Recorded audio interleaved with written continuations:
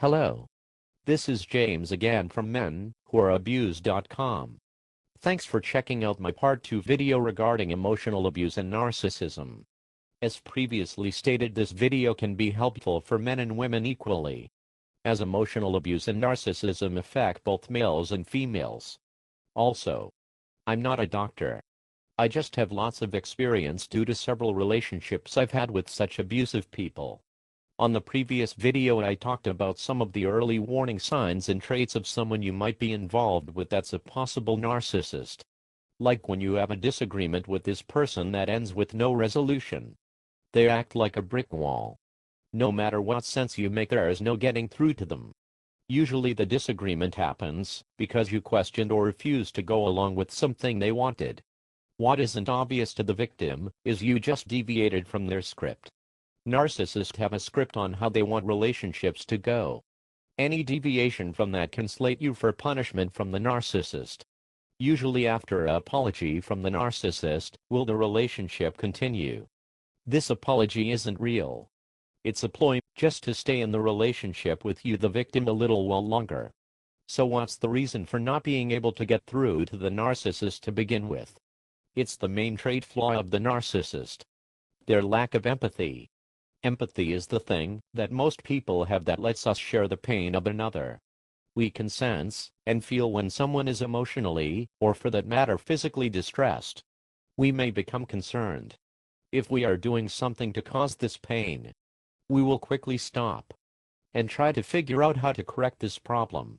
Narcissists don't have this inside of them. They can't put themselves in someone else's shoes. In effect, the pain they just caused you doesn't exist in their minds. That, coupled with they can't admit guilt, is the reason why you can never have a successful debate or disagreement with a narcissist. They will give apologies. The victim will no doubt fall for it.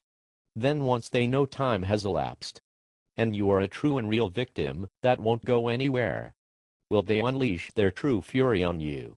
Instead of apologies, they will now heap insults at you in the form of projection. Projection is something narcissists do where they try to convince you that you are doing the very thing the narcissist is doing to you.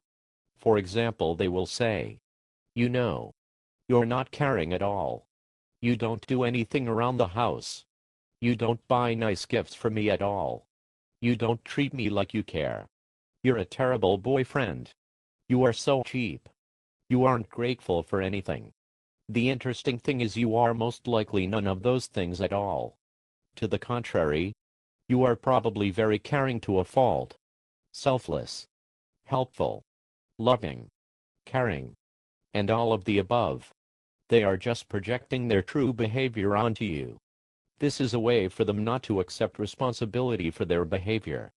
Like I've said before, the key is prevention. Though most narcissists are careful not to be overly mean in the beginning. Or if they are, they might cry and give a fake apology. If you have more than a handful of these experiences, there's a big chance you're involved with a narcissist. It will only get worse. The longer you go in the relationship, the more you get committed to them financially and in other ways, will the relationship and the punishment get worse. The other thing to spot is the lack of empathy. Let's say you purchase a gift for them on your first holiday together. You went out of your way and tried really hard on it. She opens it up and is rude about it. She doesn't have the ability to see she's hurting you. She doesn't care that she's hurting you, and doesn't care you tried hard. The same goes if you were physically hurt in front of her. You could have broken arm, and her worry might be you are getting blood on her new shoes, not your arm. This is a big red flag. There is a problem. Even if she apologizes, I would be very skeptical she's telling the truth. If she seems to be showing lack of care in ordinary situations multiple times and is consistently apologizing for them, it's possible you are involved with a narcissist. Thanks for the time, people. I will be posting a part 3 to this video. Please pass this video along to others that need this helpful information. Also, please visit menwhoareabused.com to share your personal stories, get help, and to support each other. The more these problems are brought to light, the easier they can be avoided. Thank you for your time. Goodbye.